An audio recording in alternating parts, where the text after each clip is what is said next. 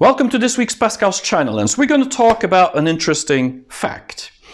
Checkma on January 20 reappeared suddenly back into public out of nowhere. And why did he lay low for 3 months? That's the question I'm going to answer in this video. Do subscribe to my channel. There's going to be a lot of exciting things happening in 2021 in China.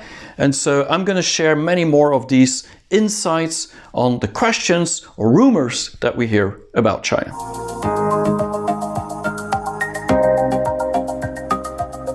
So Jack is back.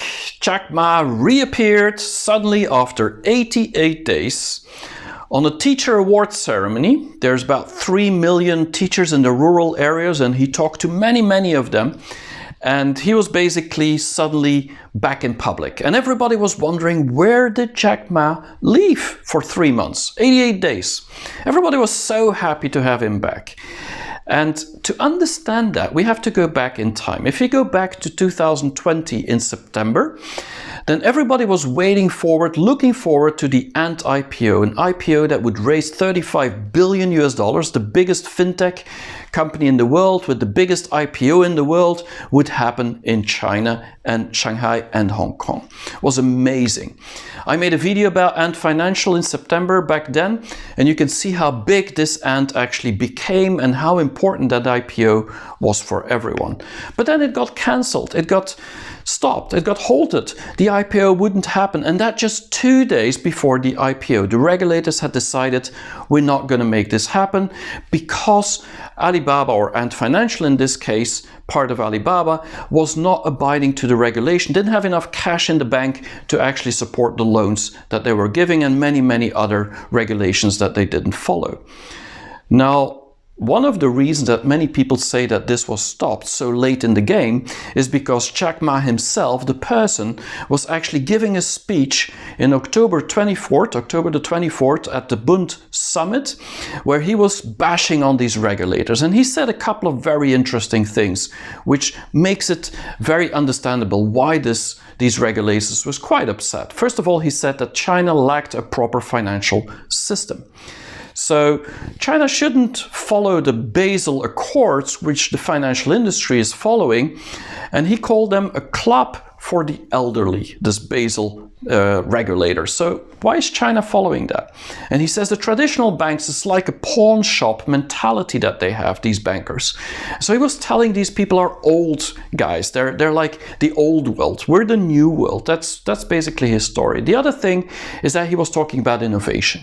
And he says innovation is about taking risks, and it comes at a price if you want to succeed.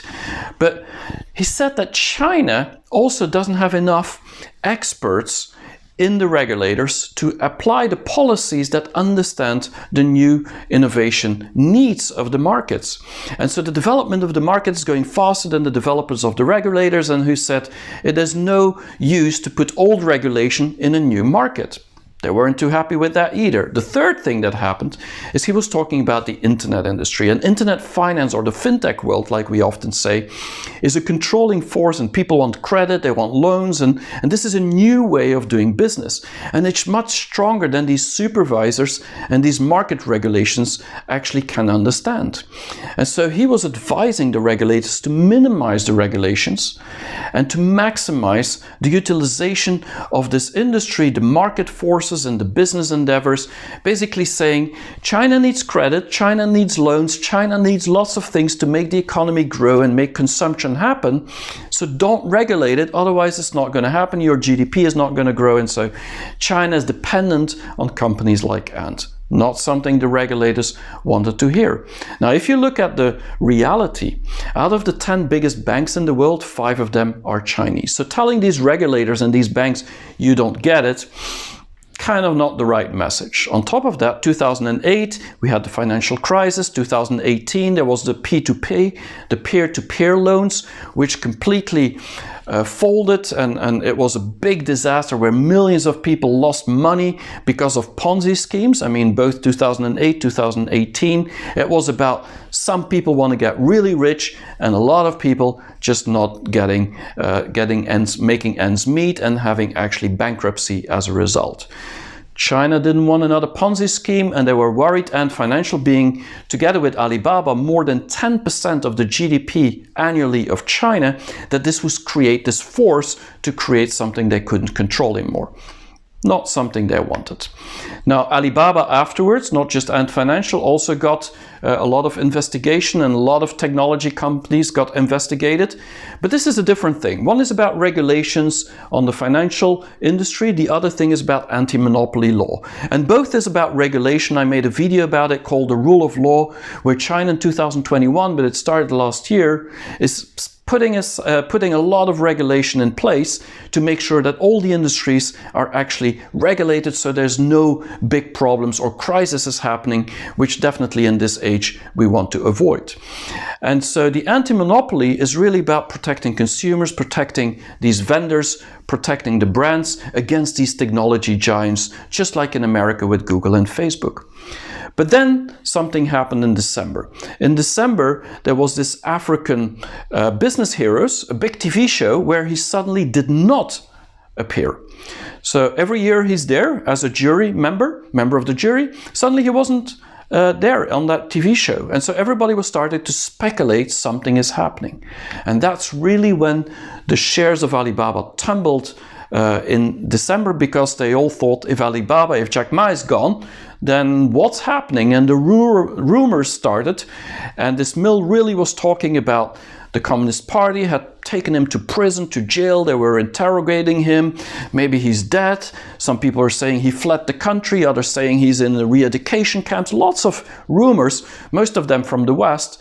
And it was really about saying, like, now you see, China's control engine at work. This is about the government, it's about the Communist Party controlling technology companies like it wouldn't be possible anywhere else in the world.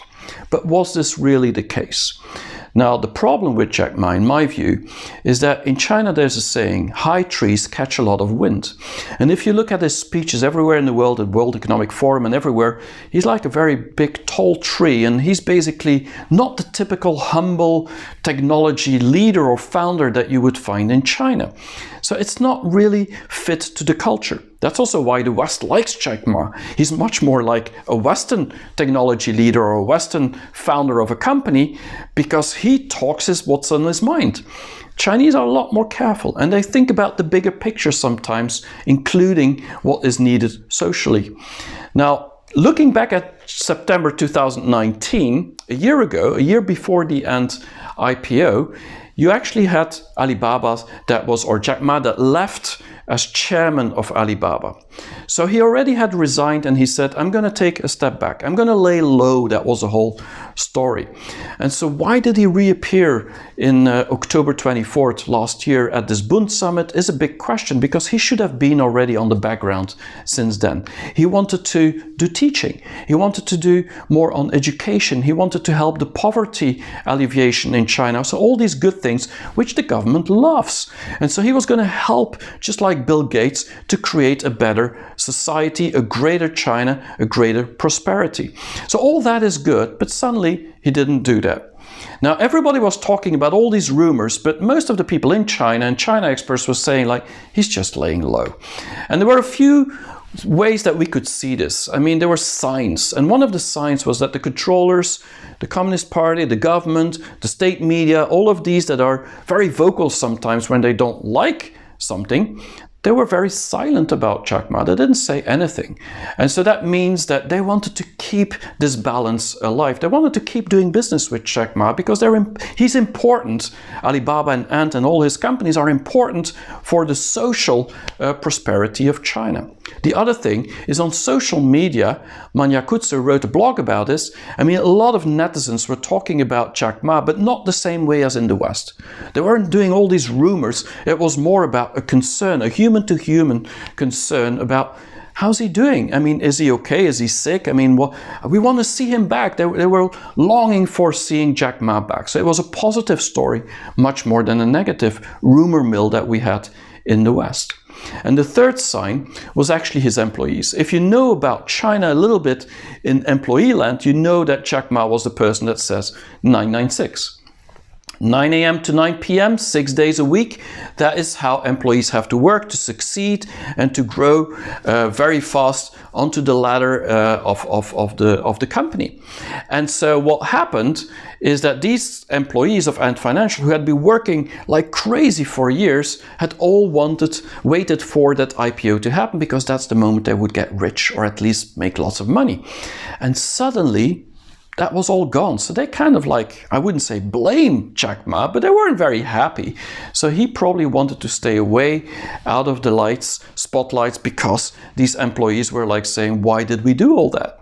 And so laying low makes total sense for Jack Ma. It's part of the culture. It's part of what he wanted to do as a teacher anyway, or after he resigned. And this is what the government wants him to do. It's what the company wants him to do. It's probably what the social media wants him to do good for the company, for the world, to do good for China. And if we remember 40 years ago, Deng Xiaoping said, poverty is not socialism, to be rich is glorious, and every Chinese understood we can get rich.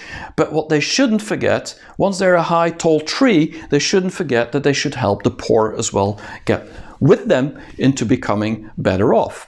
And that's something Jack Ma didn't show very well at that Bund summit. There's still a lot of poor people in China, and although Alibaba has given hundreds of millions of dollars to alleviate poverty and lots of technology in rural areas, I mean, they've been doing great things, but it didn't align with the story that he told back in November. So that's why he was laying low. And so most of the people understand that this is part of Chinese culture, but somehow we in the West, we quickly assume that the government is taking control over these companies, and the government and the party are actually the powerful, and everybody else has to just follow what the government and the party wants. And it's kind of like different or more subtle. Now he's back, and that's the most important thing. And the shares are back as well. So in just one day when he reappeared, the shares went 8% on top. If we look over 3 months, Alibaba is really at the same level as just after the IPO had not happened from Ant Financial. And so it looks like Alibaba is really doing better again. Ant Financial will be doing better. And these companies have huge potential. So I'm very bullish. I'm very sure that we'll see a lot of things happening. But although Jack is back, he won't be in the spotlight like he was before.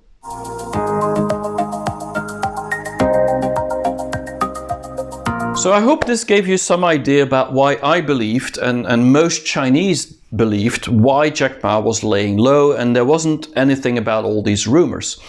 But rumors about China is something we got very used to, and I believe this is a good example to understand that we need to look at the context, need to see the signs of what's happening, and look at it from an inside-out perspective to really understand what's happening in China. I hope you liked it.